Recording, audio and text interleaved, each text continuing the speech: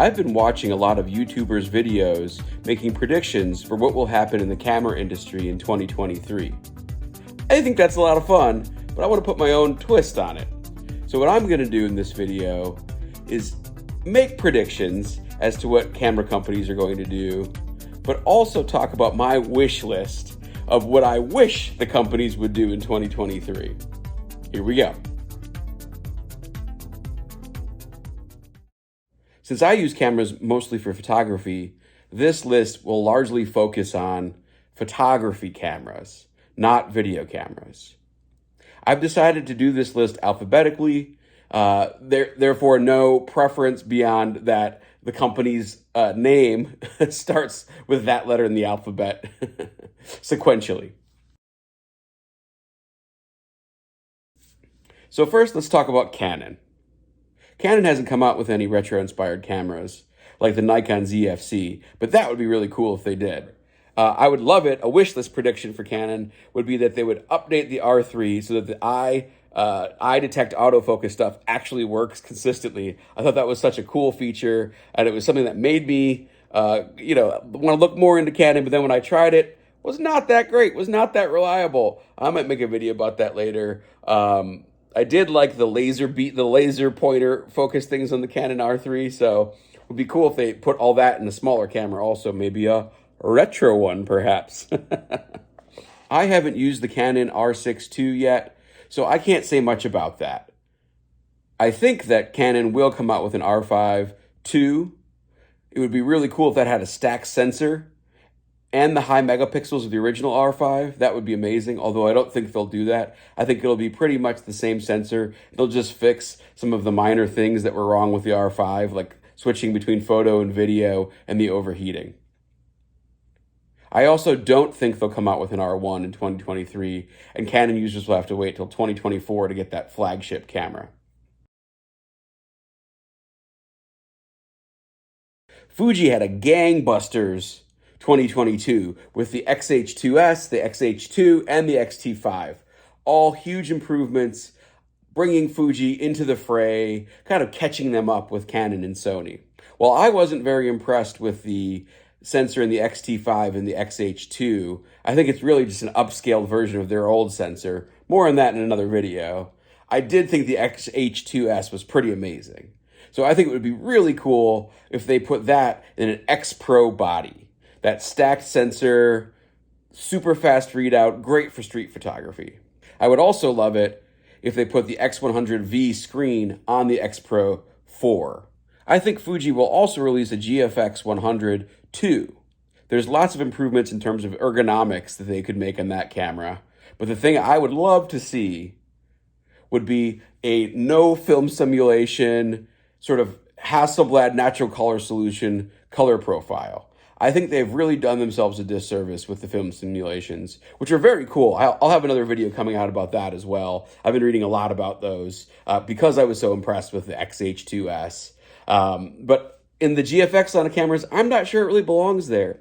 People using that kind of sophisticated, high megapixel, medium format camera know how to do that stuff in post. They don't need to do it in camera. So I'd rather see a color profile that is ready to go, flat for commercial use, and then works well in a number of situations and knows when to switch certain things like the Hasselblad natural color solution. So that would be really cool if they did that. That would make me think about buying into the Fuji system, honestly. Hasselblad, oh Hasselblad. X2 motherfucking D. This is just a fabulous camera. I think this is probably the camera of the year for me, but for one issue, quality control. I'll get more into that in another video. That's probably going to be my next video, and I will have a lot to say about that. By and large, Hasselblad nailed it with this camera. And so the things that I would want in 2023 for this camera would be software updates. Faster, better phase detect autofocus.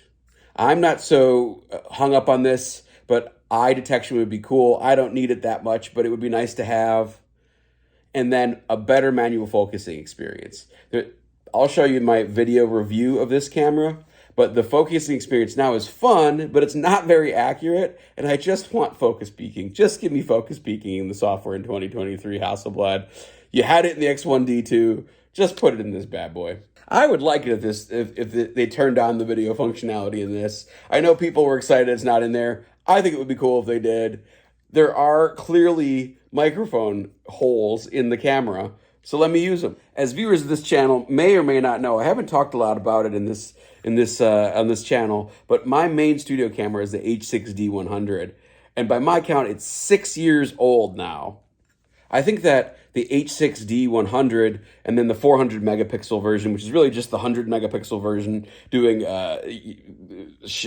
sensor shift technology stuff.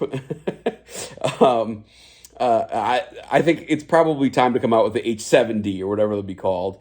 Phase 1 has come out with a 150 megapixel camera. It's time for Hasselblad to come up with the full frame version of medium format.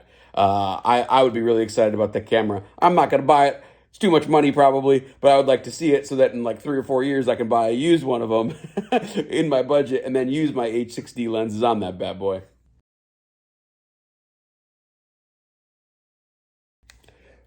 Leica, oh Leica. In 2023, I hope they will stop making goofy special editions and concentrate on making their pre-existing cameras better. Come out with an SL3 that has phase detect autofocus. Come out with an M11 that has autofocusing lenses and an EVF. That would make my dreams come true. I would probably sell all my cameras and just use that. If you would make a camera like this with interchangeable lenses and phase detect autofocus, oh my goodness, I would love that so much. I think it would also be cool if Leica updated their medium format camera and came out with a EVF phase detect autofocus medium format camera, not unlike the Hasselblad X2D. That would be really cool. It would make me think about switching from Hasselblad to Leica for those sort of medium format out in the field applications. I think what Leica will do, instead of taking any of my recommendations, is just release a bunch of rebadged Sigma lenses that are smaller for the SL2 system and call that sort of the EVF version of the M11. That's not really what I want. Please Leica, what I want is an M11 body with autofocus lenses, phase detect autofocus, and maybe even EVF. I've said it once, I said it twice. Just do it, Leica, please, come on. Another thing I think Leica will do is come out with an M11 monochrome. That'll be a tempter. Let's see when they come out with it. So, Nikon. Nikon's an interesting one. I've been playing with Nikon cameras quite a bit lately, and I've really been enjoying it. I resonate and connect with these Nikon cameras more than I thought. Much more than with Canon and Sony cameras. More on that in a second. If I needed a full frame camera, I probably would go with Nikon right now. The Z9 is really an impressive camera. It put Nikon right at the top of the pops in terms of flagship cameras. So I'm hopeful in 2023 that technology will trickle down into smaller camera bodies like this, either a Z6 III or a Z8. That would be very cool. But what I really want Nikon to do is to go back to its roots of aping Leica. For example, I would love it if they took the ZFC type body and made a high quality version of it. This guy's kind of plastic fantastic, kind of cheap, you know, flimsy door and stuff.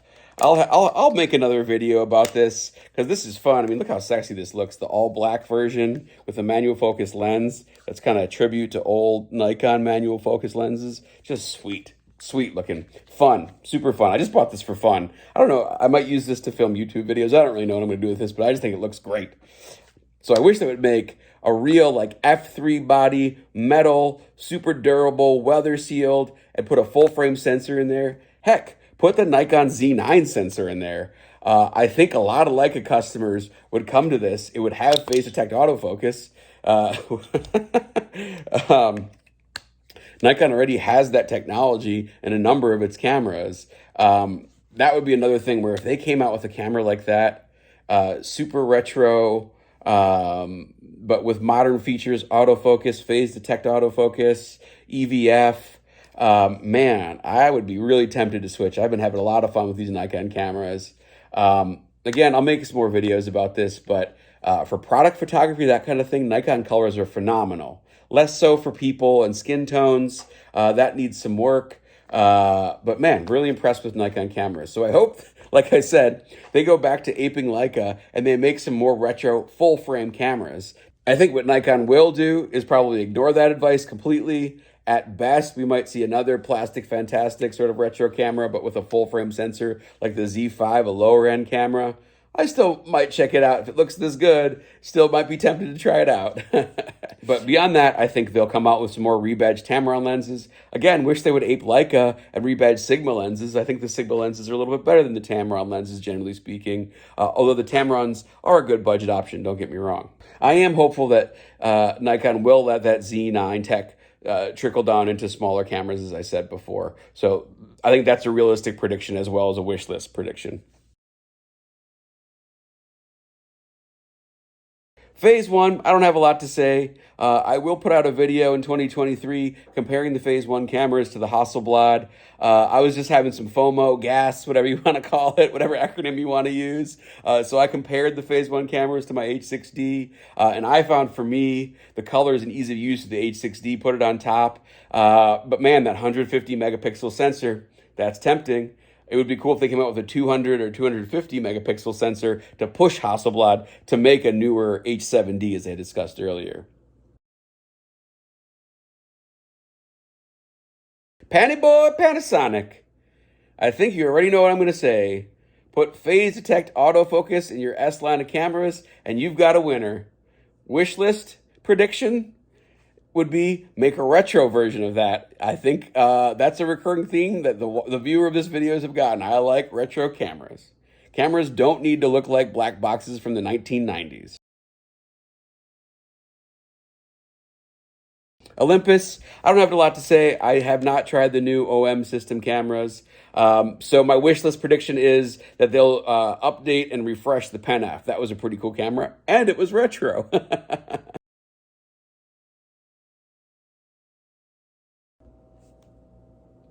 And kind of a surprising one, I'm going to talk about Pentax in this bad boy.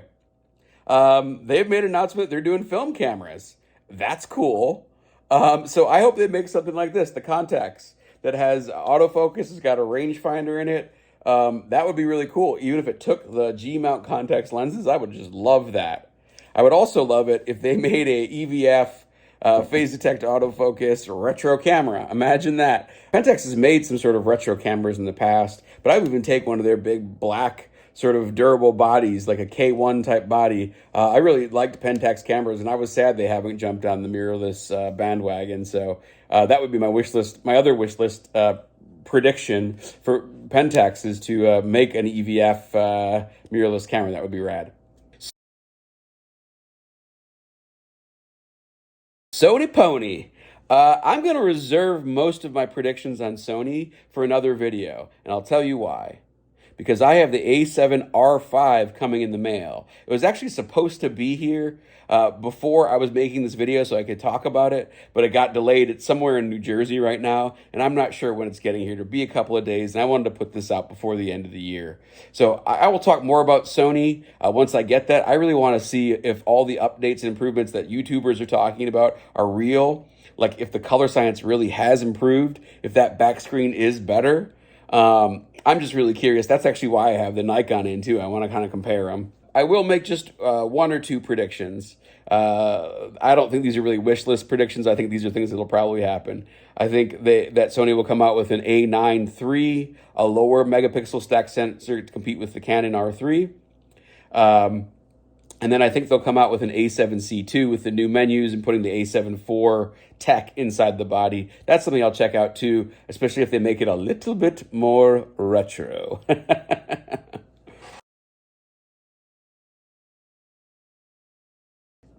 So in sum, I think I made it pretty clear what I want from camera makers in 2023.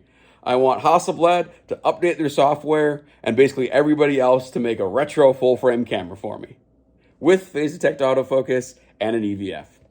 So what would you like to see in 2023? What are your wish list asks or predictions? What are your real-world predictions? Put it in the comments below, like, subscribe, all that good stuff, yada, yada, and I will see you in the next one. Bye!